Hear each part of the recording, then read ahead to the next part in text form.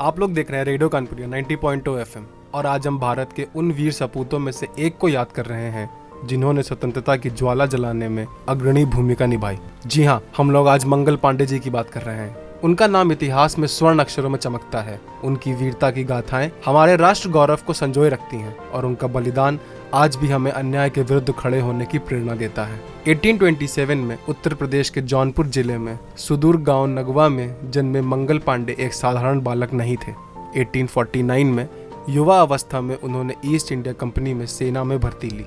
अनुशासन का पालन किया, लेकिन अंग्रेजों की दमनकारी नीतियों और भारतीय सैनिकों के साथ दुर्व्यवहार को देखते हुए उनके मन में विद्रोह की चिंगारी धधकने लगी।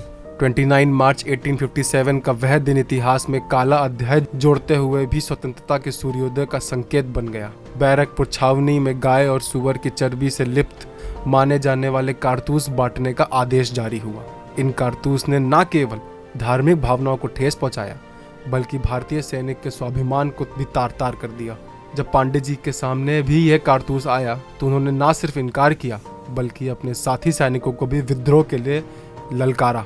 हालांकि उस समय सैनिक एकजुट ना हो सके, परंतु विद्रोह की बिगुल बच चुकी थी। क्रोध से भरे पांडे जी ने इतिहास रच दिया। अपनी राइफल उठाई और अपने अंग्रेज अधिकारी पर गोली चला दी। भले ही वे उन्हें घायल ही कर पाए, लेकिन यही वह घटना थी जिसने उन्हें आने वाले महान स्वतंत्रता संग्राम में आधारशिला रखी।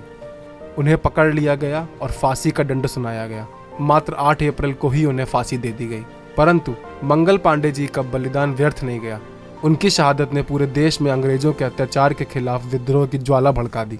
1 महीने बाद ही मेरठ छावनी में विरोध हुआ, जो धीरे धीरे पूरे देश में फैला और 1857 में महान स्वतंत्रता संग्राम का प्रारंभ हुआ। मंगल पांडे जी की कहानियां सिर्फ विद्रोह की नहीं है, बल्कि उनके जीवन और कार्यों के बारे में भी कुछ कम ज्ञात तथा उनकी महानता को गहराई समझने के लिए सहायक होते हैं। जैसे कि उनका विद्रोह धार्मिक कट्टरपंथ से ज्यादा राष्ट्रीय स्वाभिमान और धार्मिक आस्था की रक्षा के लिए किया गया था।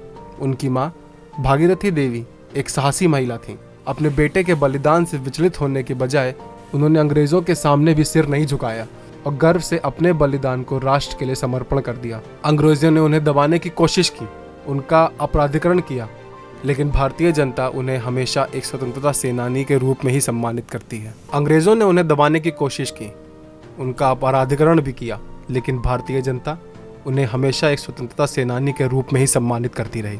1857 में सिपाही विरोध में मंगल पांडे ने अपना साहस और नेतृत्व दिखाया और उनकी बहादुरी ने भारतीय सैनिकों के बीच एकता बढ़ाने की मदद की। उनके संघर्ष ने भारतीय स्वतंत्रता संग्राम को प्रेरित किया और उन्हें एक राष्ट्रीय हीरो के रूप में याद किया जाता है।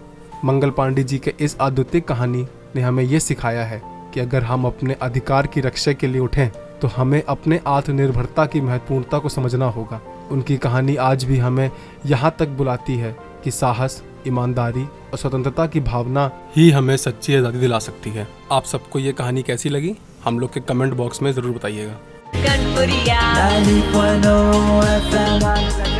Radio कानपुरिया 90.0 FM